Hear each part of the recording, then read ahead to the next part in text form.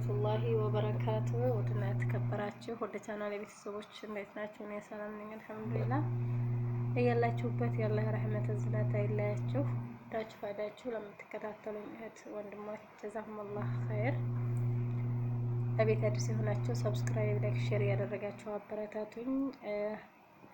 ጅዳ መካ ያላችሁ የሴትም የወንድም ስራ ፈልጉ ማለት ነው። ብዙ እህቶቻችን ስራ ተው ወደ ሀገር እንግባ ወይስ ምን እንሆን እያሉ በጭንቀት ሊያቡ ነው።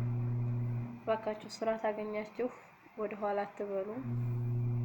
አብሶ የጀማዓ ስራ ወደ ኋላ አትበሉ። እንዲሁም ደግሞ ለእህቶች መልእክት አለኝ። ስራ በሚመጣ ሰዓት 5,000 ወይም ደግሞ 1,000 ብር አትበሉ። ስራ አታማርጡ።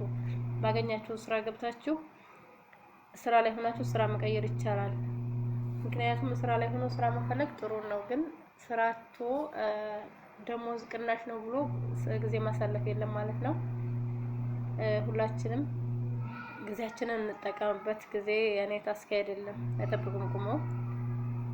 አላህ ሱብሃነሁ ወተዓላ ለሞቱት ወገኖቻችን የጀነቱል ፊርደውስን ይወፍቅን። በየትኛውም ዓለም በየትኛውም ቦታ ሆኖ ሙስሊም ሆኖ ለሞተ ወገኖቻችን አላህ ጀነቱል ፊርደውስን ይወፍቃቸው።